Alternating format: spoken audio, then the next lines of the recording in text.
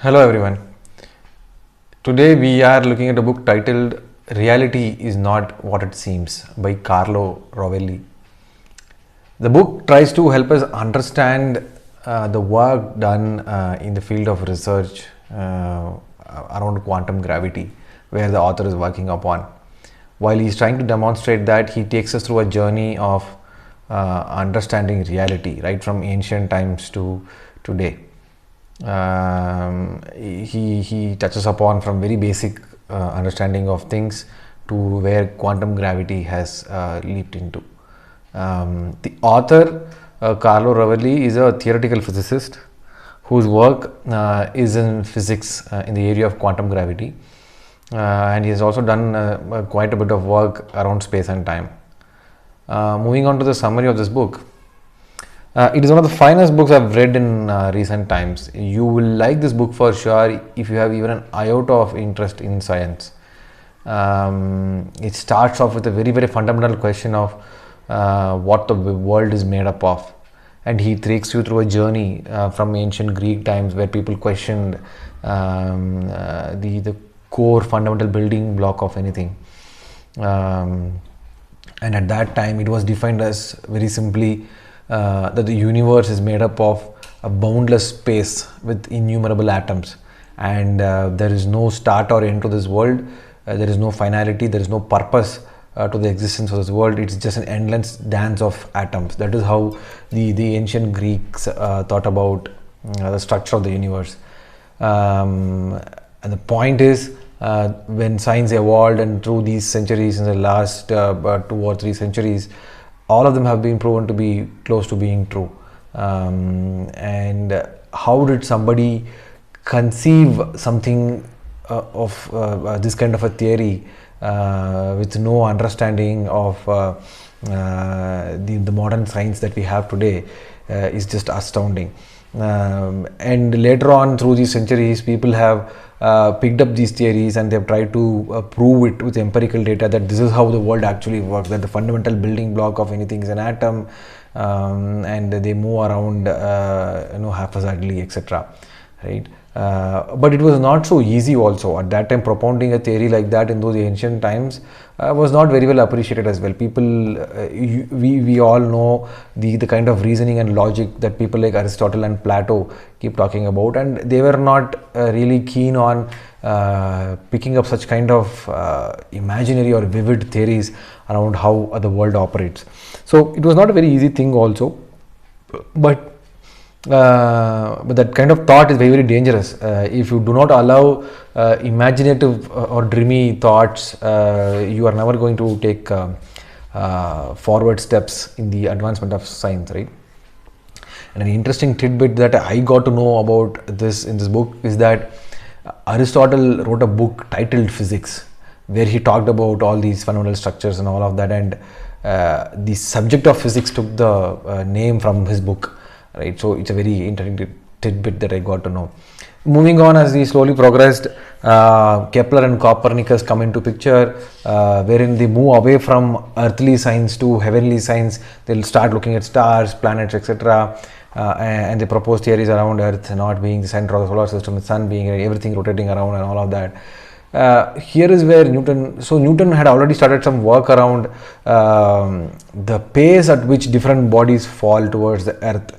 And why so, etc., and all of that, and he has gotten his understanding towards the gravitational constant and all of that. But he took Copernicus and Kepler's thought process on the heavenly bodies and applied this same there, and he started to question why planets have to move in circular orbits and why not in straight lines. Then he connects this to that, and he finds out that the reason why they have a curved part is because something is pulling them towards these heavenly bodies, and that acceleration happens at a certain pace, right? And this and that is the same constant, and the science starts to advance forward. Now, the larger idea of what the world is made of from ancient times, the theories propounded, etc., were all there. And then Newton brought some mathematics to it, and connected the earthly laws to heavenly laws also, right? But as we moved forward, electromagnetic theory also came into picture, wherein people moved away from particle thought process to field thought process. Two bodies can attract or repel each other even though they are not present close to one another because of the existence of fields, etc. And then the gravity which was proposed by Newton was tied to this field, and then the gravitational field came into picture, saying that even the large masses of body which is there in the solar system can exhibit a field kind of a behavior. So moving from particle to field kind of a thought process is where the science progressed towards. This is on the understanding the structure of what the world is made of, and how each of these bodies interact with one another, etc. is one side. The other side is basically the understanding of space and time. That is where Einstein comes into picture in the 19th century, wherein he radically changes the way we think about space and time. He does not call it a space and time, he calls it space-time. And his theory of relativity goes on to explain why the concept of time can vary at different places in the solar system basis the place where you are actually sitting and measuring time, right? And then the space-time is connected to the field theory that we spoke about, electromagnetic field theory, gravitational field theory, etc. And hence space-time in itself becomes a large carpet of field, wherein the planetary bodies are situated here and there, and hence the larger the mass of the body in this carpet, the larger it will have its influence on the space-time funda in that area surrounding the mass, right? And hence we all know about black holes and how heavy they are, and hence even if you go closer to the horizon of a black hole, that minutes that you spend there could be equivalent of hundreds of years that you spend in any other part of the solar system, because the space-time is a lot more bent there, because black hole is very, very heavy. So the understanding of all of this, propounding such kind of next level theories happened in that era, and of course people were not really very understanding of such kind of theories, but over a period in time people agreed to it, and we see today a lot of these theories have been proven with empirical data as well.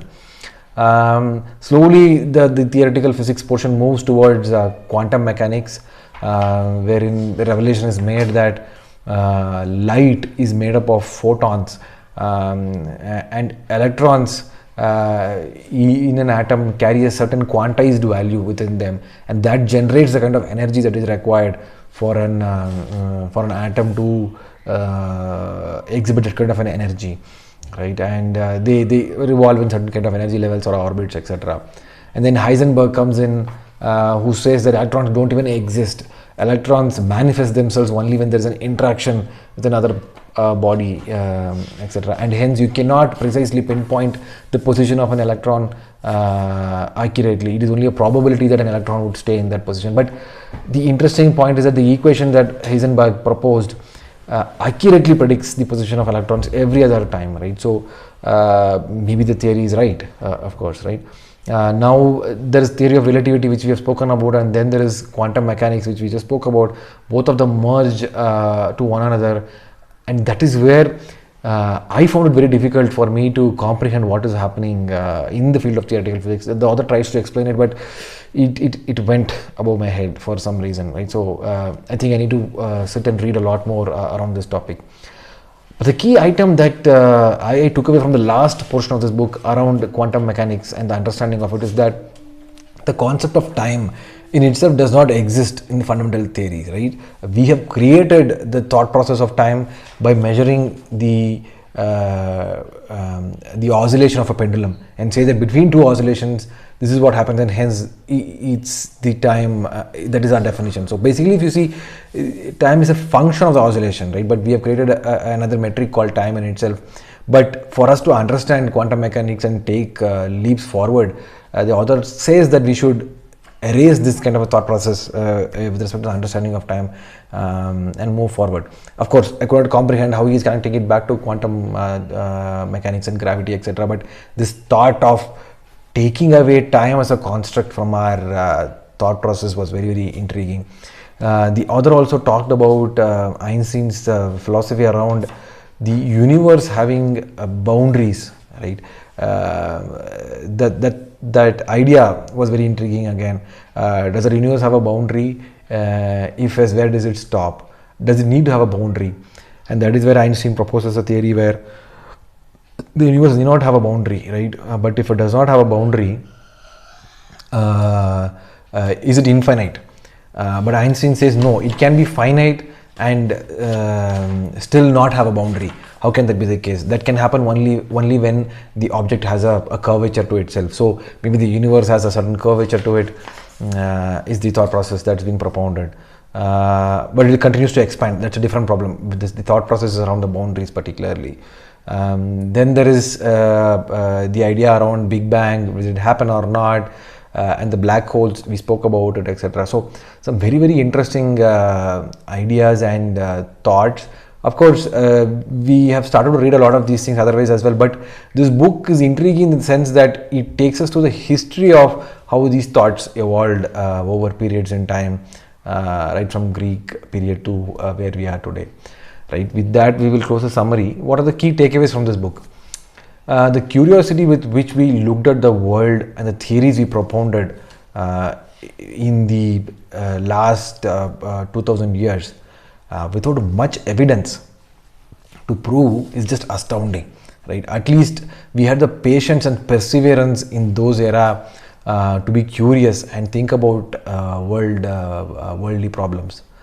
The second key takeaway is to solve the understanding of space and time and propound the theory of relativity, Einstein had to change his perspective completely of what we know today, of what he knew today of space and time at that point, right? And when he propounded it, not everybody was able to fathom it with logic and reason, but all of them have been proved to be true today, right? Which means that changing the perspective always helps, right? And the last point is that our understanding and knowledge around theoretical physics, if you see right from schools to colleges, etc., have been pitched around studying proven theories and cramming of facts and figures around these theories. But I think we should start to look at understanding how these theoretical physicists came up with these theories, their hypotheses, etc., and start to inculcate those thought processes into us rather than just cramming of facts and figures. With that, I'll close the review for this week. I'll catch up with you with another interesting book the next week. Thank you.